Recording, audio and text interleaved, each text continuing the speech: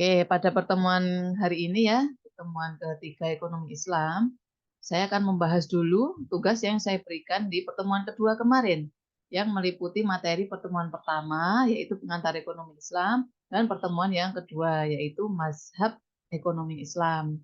Langsung ya, to the point. Jadi di sini terlihat di layar, tugasnya sederhana saja, supaya teman-teman itu menulis sesimpel mungkin, menggunakan tangannya sendiri, di kertasnya sendiri, sehingga apa yang ditulis itu lebih bisa melekat kepada pikiran ya, bisa lebih paham. Nah, oke. Yang pertama pengertian ekonomi Islam dan pengertian ekonomi konvensional. Ya, jadi ini teman-teman, contohnya Merkuri itu menjelaskan dengan bagus sekali, dengan kata-katanya tidak ada yang dikurangi, ya. Tetapi ini ada contoh nih, maaf, mana? Ini Rafli, kemudian Neha. Nah, penilaiannya kurang maksimal ya. Sayang sekali. Nilainya 75, 70.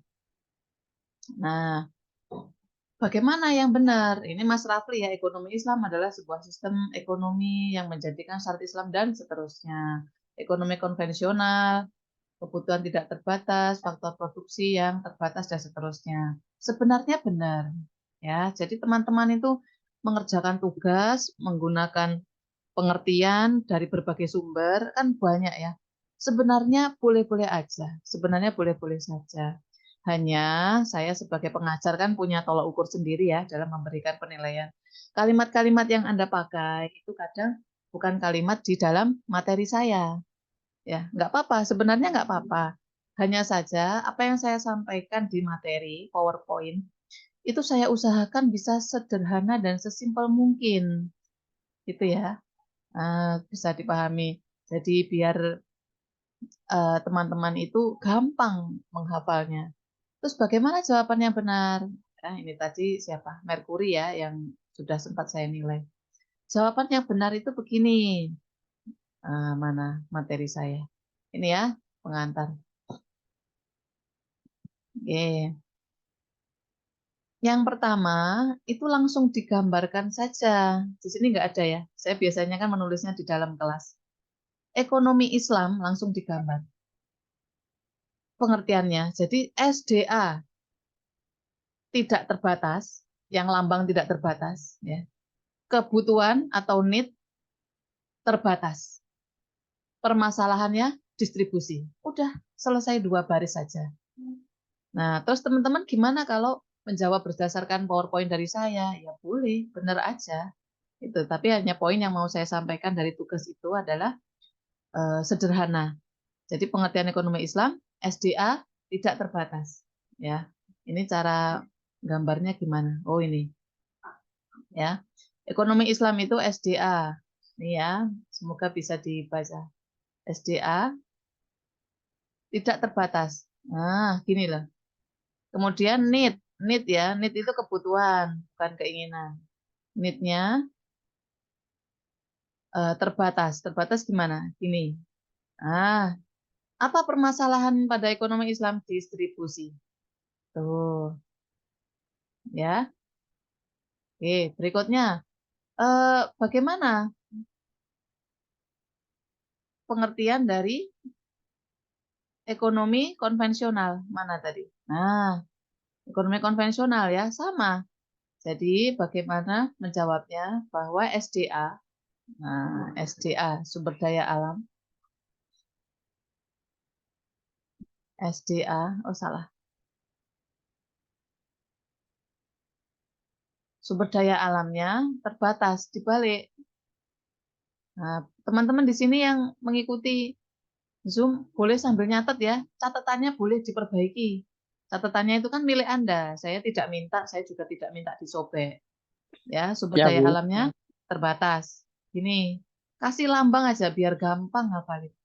Terus bicara keinginan, want kalau di ekonomi konvensional itu. Want, ini want-nya bagaimana? Tidak terbatas karena mengikuti hawa nafsu. Nah, itu semua sudah saya jelaskan di video saya mengajar ya melalui YouTube. Nah, itu kalau teman-teman kemarin sempat mengikuti menonton ya. Nah, kemudian permasalahan ekonomi konvensional apa? Kelangkaan, scarcity. Karena manusia serakah tadi ya, keinginan yang tidak terbatas. Nah, begitu jawabannya. Tuh. Oke, kemudian yang nomor 2 sudah ya, permasalahannya ekonomi Islam apa, konvensional apa, udah. Nah, yang nomor 3, kesimpulan dari 3 mazhab ekonomi Islam itu sudah ada di sini. Mana PPT saya? Di terakhir-terakhir. Mana terakhir-terakhir? Loh, habis. Oh ini, terakhir-terakhir itu kesimpulan. Oh salah ya, maaf. Bukan di terakhir. Alah ini sudah persis maksud saya ini.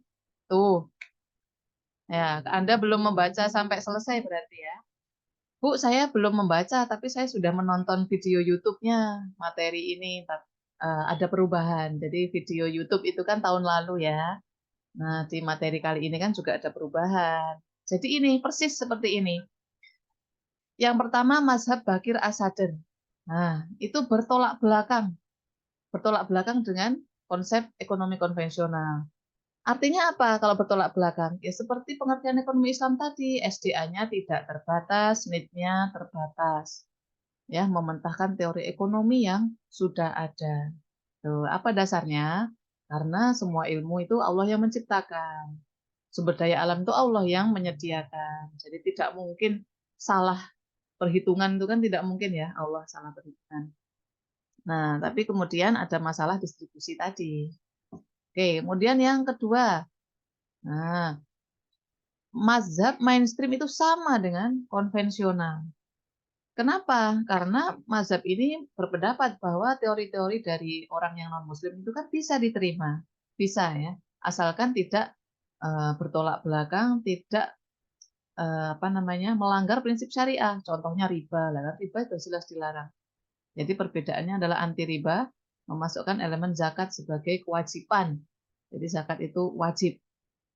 Nah, mainstream ini sama dengan ekonomi konvensional, yaitu sumber daya alamnya terbatas. Dasarnya apa? Dasarnya adalah dari sektor real, ya kenyataannya bahwa di mana-mana juga terjadi keterbatasan. Sumber daya alamnya kurang dan seterusnya. Sedangkan keinginan manusia tidak terbatas. Itu memang sangat rasional dan manusiawi. Ingat ya, rasional dan manusiawi. Semester kemarin kita sudah membahas rasional manusia. Ya.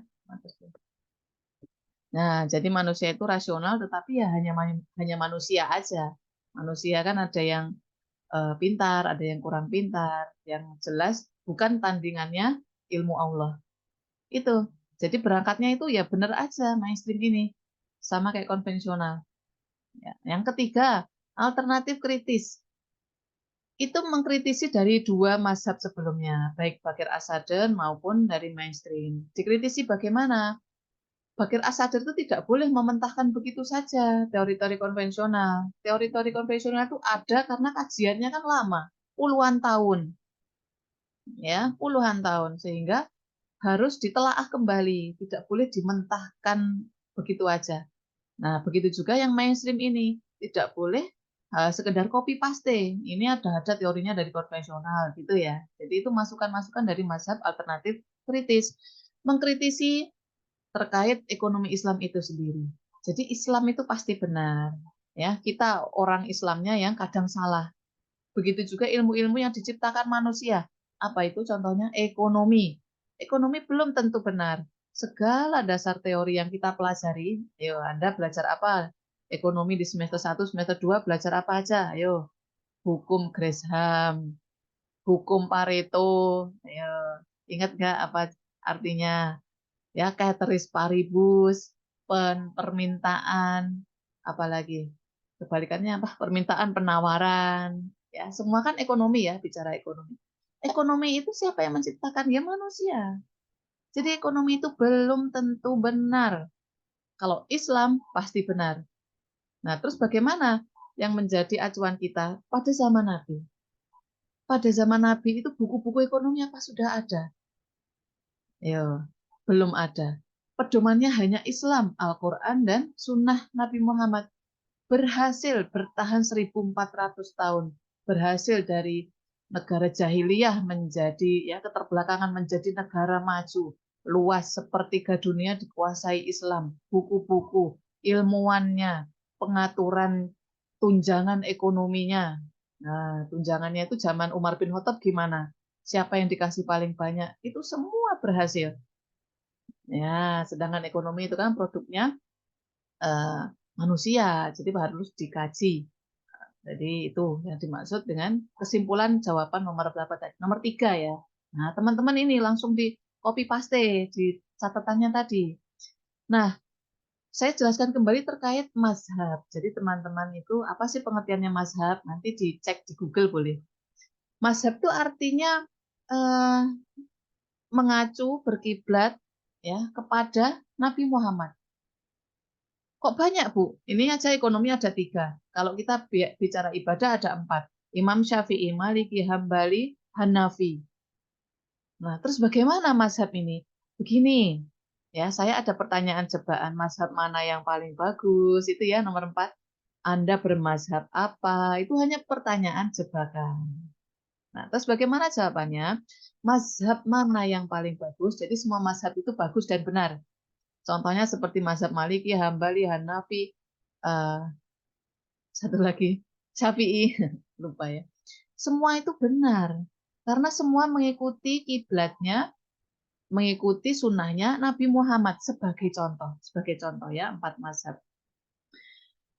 Perbedaan 4 mazhab ini pada bacaan sholat Bismillahirrohmanirrohim ya sebelum Al-Fatihah.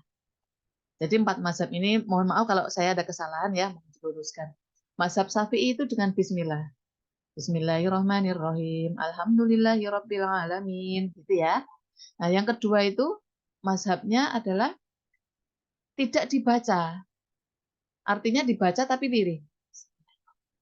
Alhamdulillahirabbil alamin, gitu. Nah, ini semua dari mana? Dari Rasulullah. Rasulullah itu pernah melakukan ini semua. Nah, yang ketiga itu tidak dibaca. Tidak. Jadi bukan dibaca lirih, bukan, tapi tidak dibaca. Ya. Alhamdulillahirabbil alamin. Dan seterusnya. Nah, kita sebagai umat Islam itu boleh mengikuti yang mana? Semuanya itu mazhabnya mengacu berkiblat kepada sunnah Nabi Muhammad. Semuanya benar. Bu, lah kenapa imam itu tidak mengikuti ketiga-tiganya? Tidak mengikuti semuanya? Ya tidak mungkin dong. Contohnya gimana? Misalnya Mas Fafa sholat. Mengikuti ketiga-tiganya. Allahu Akbar. Bismillahirrahmanirrahim. Tidak dibaca bismillah, alhamdulillahirabbil alamin. Masa gitu? Tidak mungkin ya. Pasti hanya satu. Pasti hanya satu. Jadi teman-teman di sini boleh bismillahirrahmanirrahim atau dibaca lirih atau tidak dibaca. Itu maksudnya mazhab. Jadi Bakir Asadar mainstream alternatif kritis. Jika ditanya mazhab mana yang paling bagus, maka jawabannya semuanya benar. Semuanya bagus. Anda mengikuti mazhab yang mana? Nah, ini juga pertanyaan jebakan. Jawabannya bagaimana? Gini, jawabannya seperti keempat imam tadi. Syafi'i, Maliki, Hanafi, Hambali. Anda mengikuti mazhab yang mana boleh. Pilih salah satu.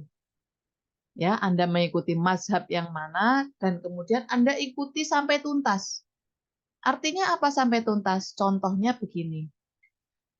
Yang paling rame biasanya awal puasa, awal Idul Fitri itu ya, puasa Ramadan. Anda berkesimpulan karena semua mazhab itu benar, ya. Kemudian Anda mengikuti mazhab yang mulai puasa Ramadannya terlambat atau hari kedua baru mulai bulan puasa. Tapi kemudian saat Idul Fitri Anda mengikuti mazhab yang lainnya, yang sholat Idul Fitrinya duluan. Nah itu yang tidak boleh. Ya, teman-teman. Anda boleh mengikuti mazhab yang mana saja, syaratnya harus tuntas. Kalau Anda mengikuti mazhab yang puasa Ramadannya duluan, maka sholat Idul Fitrinya duluan. Kalau Anda mengikuti mazhab yang puasa Ramadannya hari kedua, maka harus mengikuti Idul Fitri yang hari kedua. Jelas ya? Jadi dilarang mengikuti mazhab atas dasar seenaknya sendiri. Ya, tidak boleh. Udah puasanya terakhir, sholat Idul Fitri, hari rayanya duluan. Nah, itu mazhabnya kan dua berbeda. Nggak boleh seperti itu.